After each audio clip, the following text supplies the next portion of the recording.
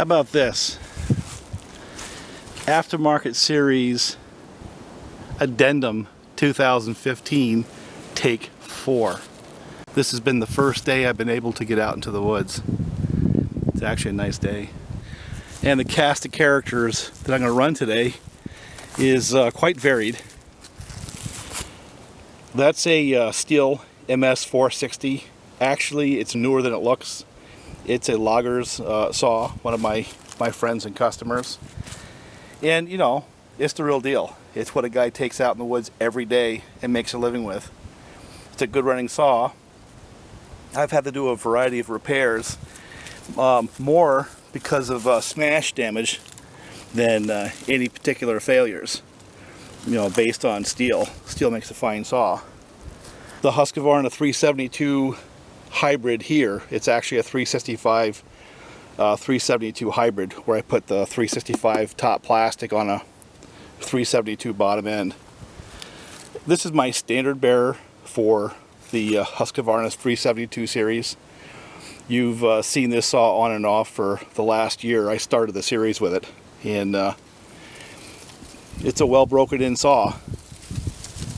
This is the bar and chain I typically run on it, 18-inch, and it works pretty good. It's a good solid saw. That 372 XP for me is pretty much what the Stihl is for my friend. Kind of the go-to saws.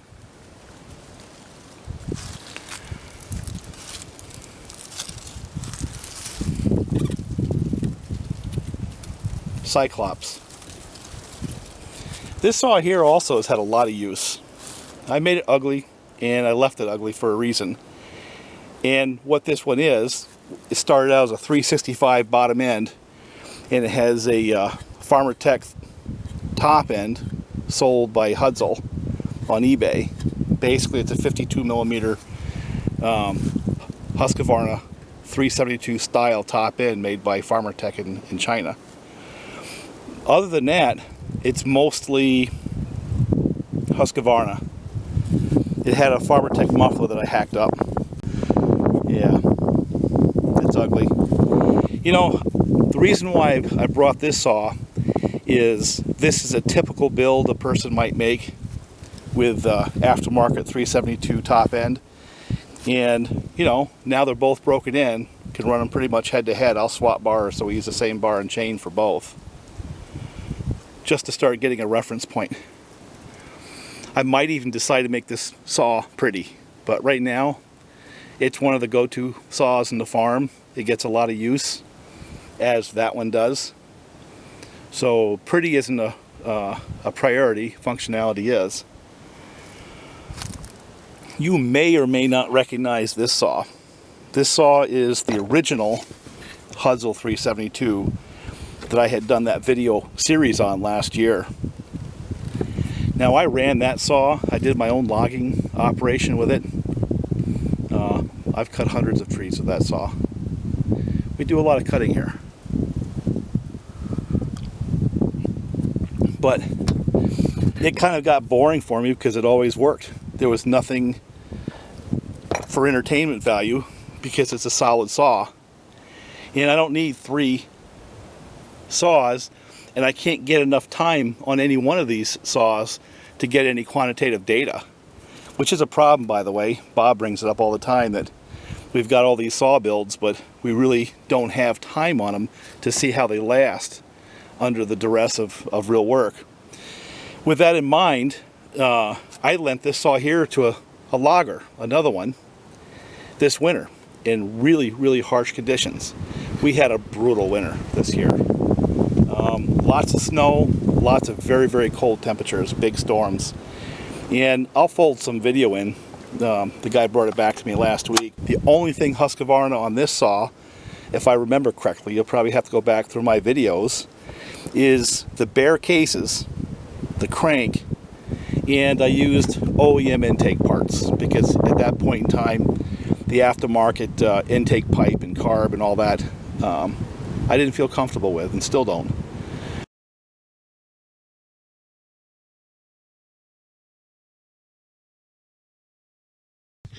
I lent you this saw when? Back in February? Yes. Okay, so it's been run how much? Since February? A lot. Yeah? 8 to 10 hours a day for a month and a half. Yeah. And this is the Farmertec version of a 372 built up from, well, it had a Husqvarna case and the rest of it's aftermarket. So what broke? And that's it. A plastic piece. Anything else? Other than that, it's a turnkey saw, ready to roll. So what? I left that right off and cut with that for a month without chain brake. What don't you like about that saw? Nothing. What do you like about that saw? Everything. It's a great saw, huh? Everything. How does it compare to the other saws that you've run? Brand new 372 sitting side by side. Zero difference. Zero difference. Power wise, with that 20-inch bar on this just rips. So this is a successful build. It has been. It's been a very good saw. It got me out of a big bind. It kept me logging and kept me going. Well, I appreciate the fact that you were able to spend some time with it. Now, you said a couple of things rattled loose. I think, I don't know if it's one or both of these came loose. So you were able to find that and catch it. One of them I found actually laying on a log, and I said, "What is that? That looks brand new and clean." And then I got looking and saw that, and that brake pin come out, Allen bolt come out of that, and awesome. That you put gas and oil in it, it's gonna cut. It's gonna cut. Well, again, I've wreaked havoc on saws this year, but I've put a lot of wood down on the ground. well, I think that's awesome. That's been a great saw. It's a good running saw. Well, I haven't run it since it's come back from its ordeal, so I'm kind of curious myself. Up there in the front is another stock build, and that one I'm not really going to make a video because, well, I'm going to test it. What that was a John Thread 2166, and it was thoroughly blown up. It had thrown a piece of metal somewhere and scored up the cylinder, so there was really not much that was good. And I grafted a standard 372 top end on it with a Huztl Farmertec muffler. Other than that, you know, I use Husqvarna cases because the actual cases were damaged, and then just John Thread. So it's ugly, but you know, it's for a friend. You know who you are. It has a brand new carburetor. It has a brand new piston. It has a single ring 371 piston instead of the double ring 372. Got new bearings, new seals. Has yet to be run for any period of time, and I just want to get some break-in time on it, so I'll throw it into the mix.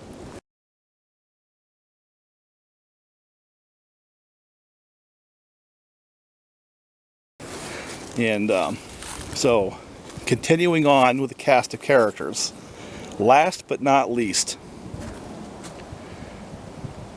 that is a Farmertec MS660.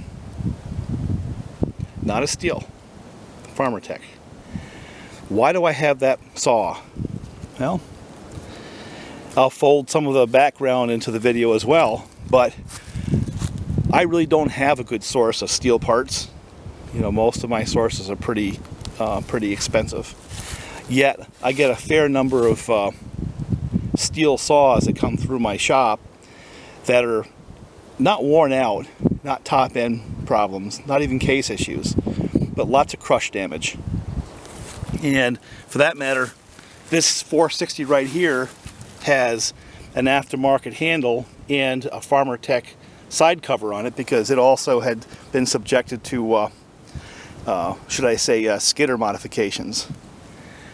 So, you know, I started searching for options and ran into these parts. I also have a crushed 660, I have some video I can fold into that as well, where I had to use a lot of the plastic. Well, I didn't have to, but I chose to use plastic from Farmertec to bring it back to serviceable. The guy didn't want to spend a lot of money because it's probably going to get crushed again. So rather than spend 2 or 3 times the amount of money on OEM parts, things like side covers, the chain brake handle, the bar or the handle, some of the top plastic I just replaced with Farmertec parts. Saw still in use, just like this one was in use for quite some time. You know, I don't see any problem with the parts that I put on this one yet. You know, and I'm pretty sure that long before the Stihl OEM parts wear out on that 460, it'll get crushed again. It's just the nature of this animal, nature of the business.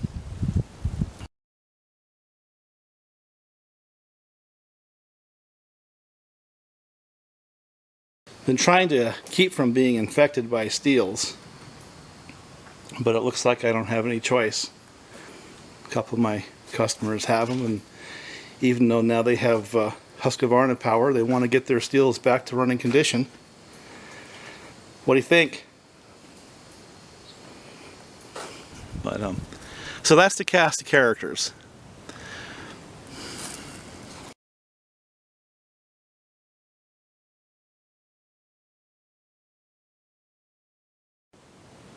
This is a quick segue from the main video. I just got a barrage of questions and I needed to clarify them. The first question was, where can I buy one of these? Well, you can't. It's not for sale. And there's no place that I know of where you can buy a complete saw such as this, other than your Stihl dealer, and that would be a stock MS660 saw. What this is basically a build from a collection of aftermarket parts, and in order to replicate this saw, you'd have to basically build it up from parts, just like I did the Huztl 372. And you've seen that video, and I plan to build another video basically going through that process as well for those people who want to replicate this. Think of this saw here as the ultimate Lego saw, where basically you can replicate this by buying those parts online and then assembling them at your own place, if that's what you want to do. And the second thing is the bar and chain. This is genuine Stihl chain, and it's a genuine Stihl bar because I like them. Simple as that. And I figured the Stihl bar and chain made this all look more authentic. So that's what I bought. So to review, no, not for sale, not going to sell one. Don't know of anybody else who sells them complete, and I know you can't buy this saw from Huztl, number one. Number two, yeah, you can replicate this if you have the skills. Basically, you take the parts you can buy online, put together a saw, and I do believe there are some people who are assembling short blocks and the like that have, you know, that will give you a head start on the process. And I'm not going to plug those guys. You can find them online yourself. But anyway, this is a Farmertec, not a Stihl, and it's a Farmertec collection of aftermarket parts. Back to the video, just so you understand.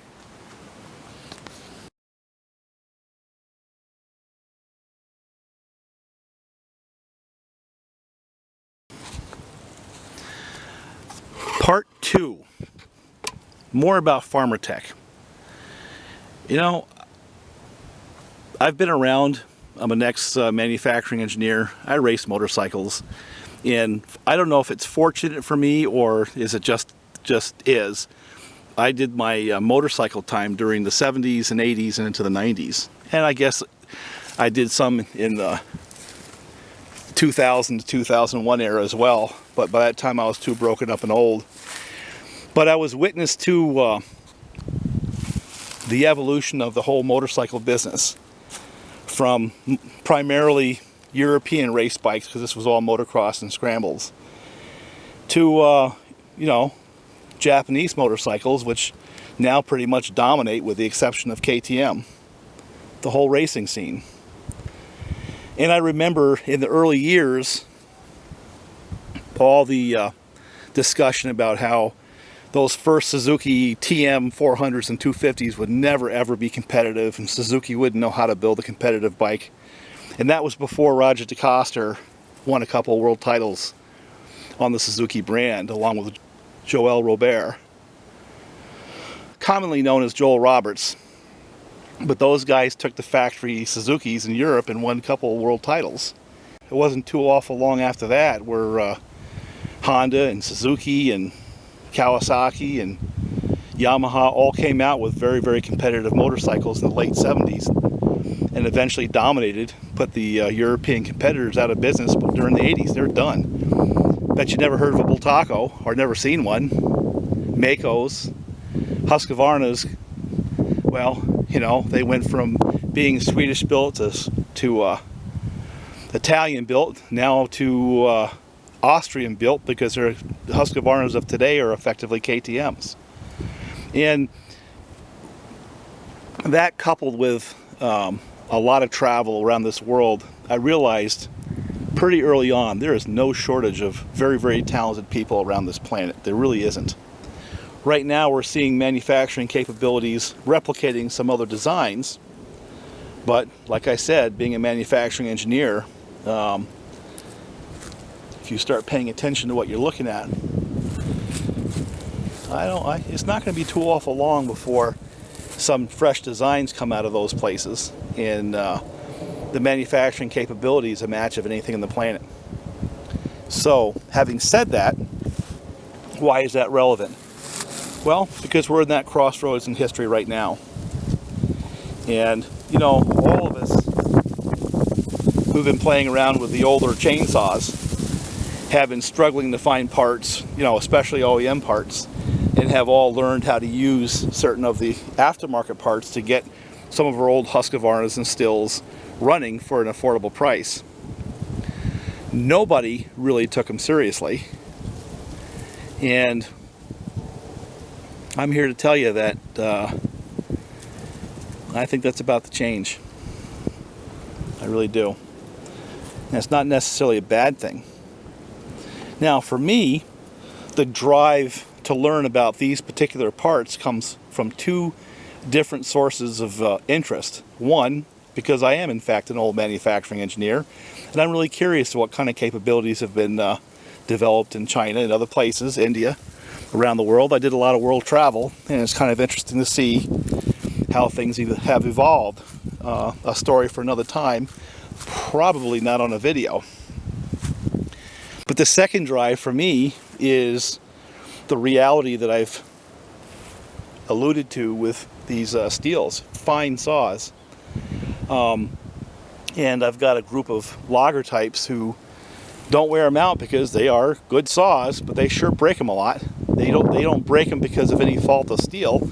They break them because they get in the way of skidder tires and fallen trees and branches that launch them off into space and just a whole variety of things. So I needed a source of parts, as I said before, and I'd like to be able to provide adequate parts for a reasonable price, not because they have to be pretty, but because they have to extend the life of that saw after a crush event.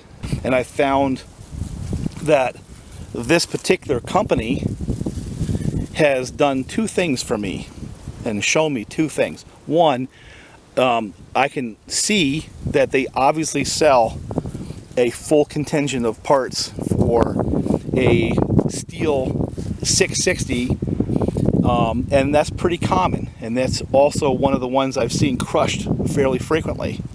Keep using that word, crushed. In addition to that, because Stihl is again one of those well thought out brands, a lot of the parts are interchangeable with other sizes. For example, these side covers are the same as on the 460, and there's a variety of other parts. I'm not a Stihl guy, but for me to help these guys out, you know, they have a crush event, they need to get nudged along so I can finish a job, you know, I'm going to have some of this stuff around, not because I'm trying to compete with the OEM parts, but because I don't want to have a lot of overhead, but I do want to have some parts on hand where when one of these events happens on a Sunday afternoon and nobody's open, you know, I can help them out and get them moving. This has happened. It's going to happen again. It's turned into a trend. So this saw right here is of interest to me, but in particular I want to know what parts that they produce in this particular saw can also be used to extend the life of a 660 still, or a 661, or whatever still happens to use those shaped parts. And those particular parts are the ones I'm going to be most interested in. You know, I don't know if I'd ever replace a set of cases, but it's possible, you know. And I'm sure there's some people out there saying, you know, it's a whole saw. Why don't you think about selling a whole saw? Well, there's a whole lot of reasons why that's not on my mind right now. It gives me a very convenient test package where I can both swap on OEM parts to see if they fit, but also take parts from this and swap them on to Stihl 660s and see if they work there.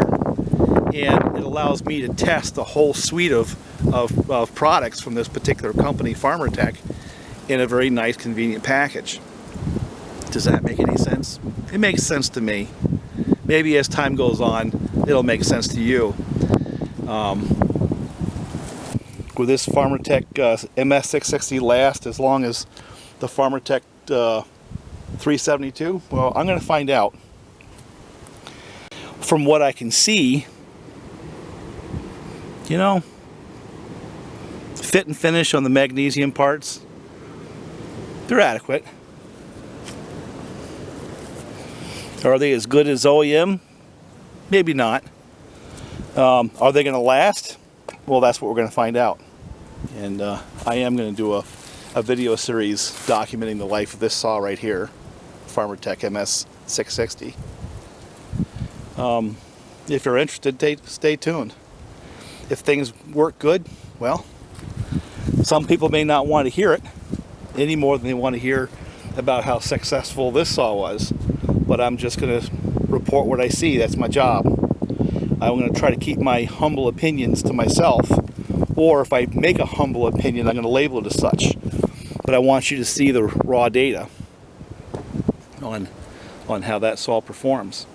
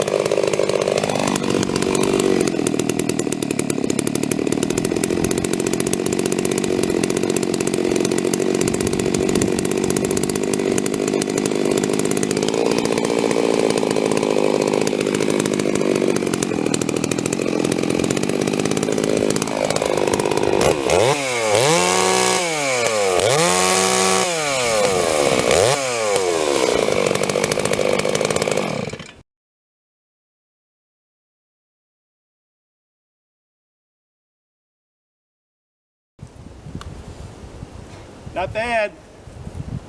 No break-in. Wow.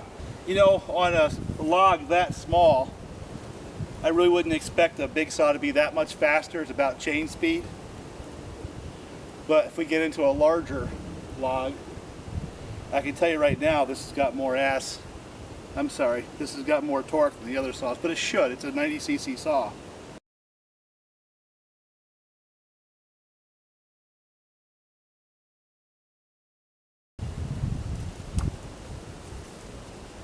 Here's the 460 again, hopefully with a better bar.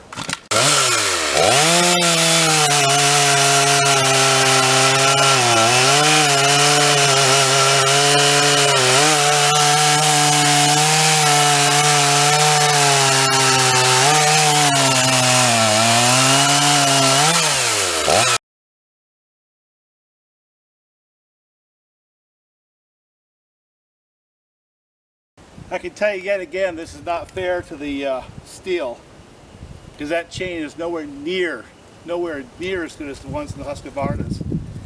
So I'm actually debating, do I put this in the video, because I can tell you by the way it feels by hand to match to the Huskies. Trust me on that, and it's very, very smooth. It's a very smooth saw.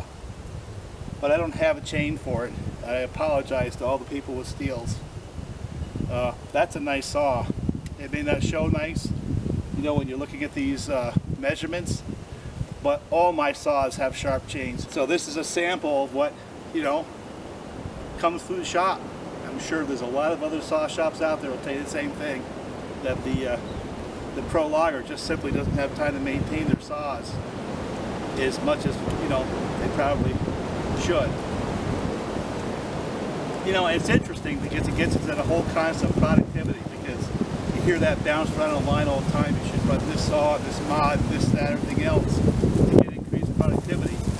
But, you know, what you can see is you have a strong saw and a crappy chain and bar situation. That could be the strongest saw in the world, but the weak link is how fast that chain can make chips.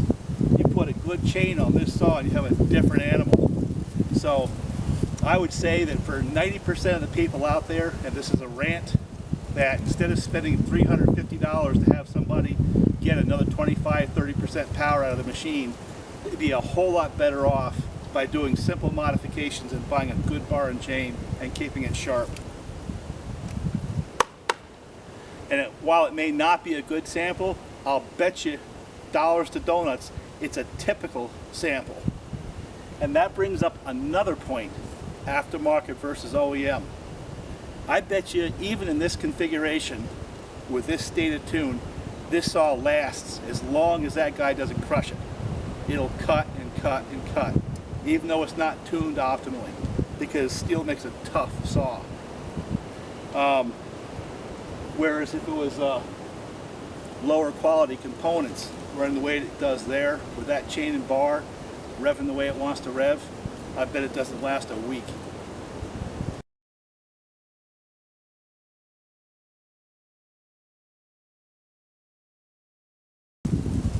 This one here is the Huztl saw of fame from last year's videos.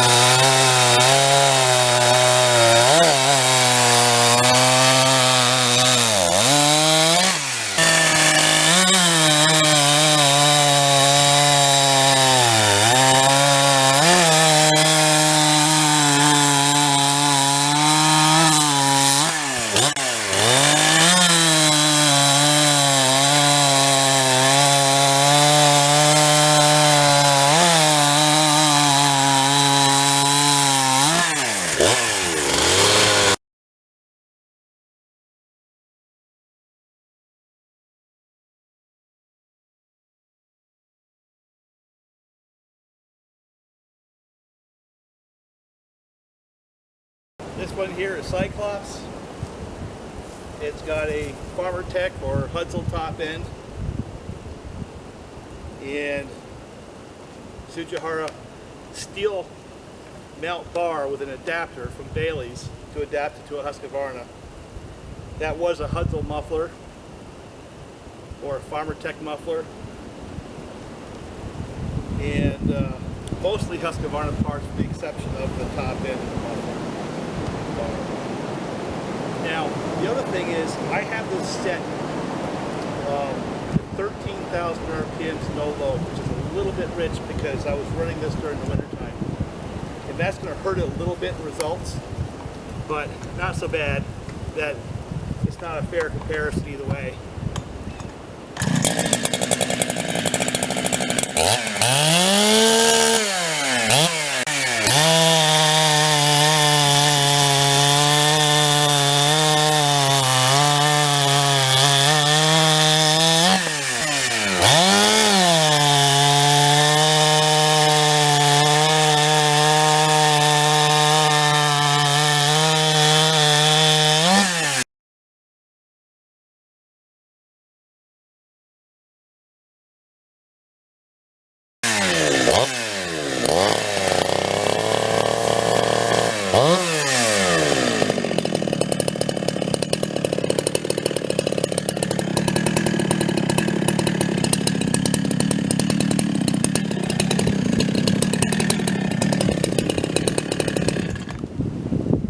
Good running saw.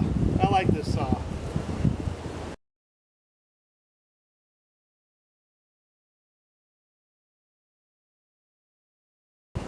So let's just see how this does. And again, if there's any difference at all, it's going to be more about the fact that it has very, very little break-in time.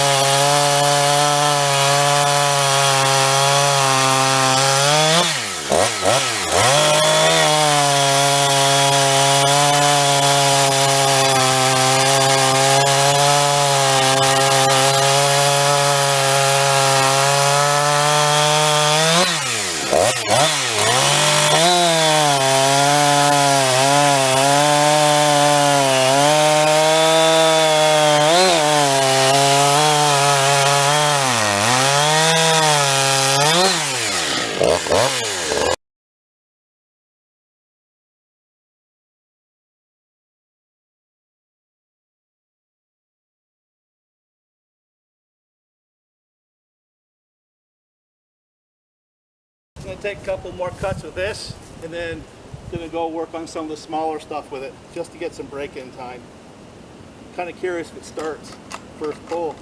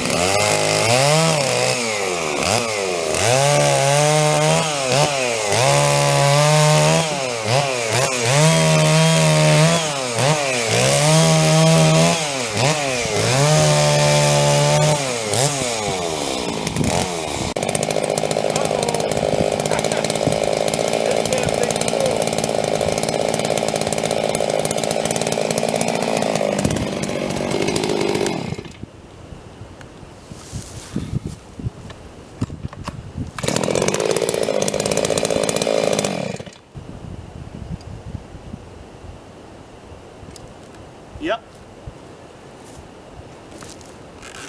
Yeah, I know the haters are gonna be all upset, but that machine is a real saw. I'm impressed. So anyway, go back and compile some footage and see what I got. But I'll tell you what, for a first impression, you know, and I picked it apart last night. You know, I went through the plastic. I compared it to the the 460, and you know, the feel of the plastic was similar. I'm not ready to say that this is a match of the OEM saw, but what I am prepared to say is if this lasts and runs as strong next year as my Huztl 372 did, this is a steal. That's with a STEAL.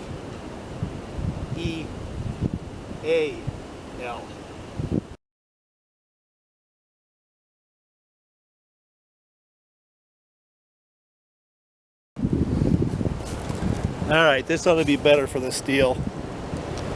Quite a bit better. Because I put the Sujihara on it.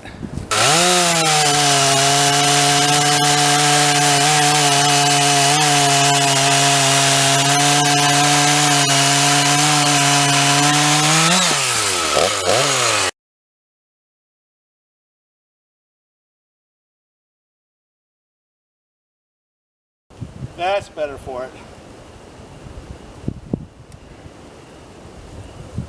Now at least it's I think a representative cut as compared to the other saws. This actually should be an advantage.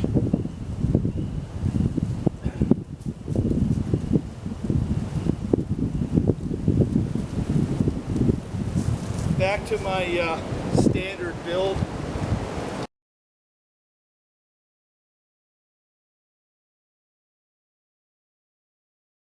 Basically, again, it's mostly OEM, and with the same bar that my aftermarket builds have, so it's a direct comparison.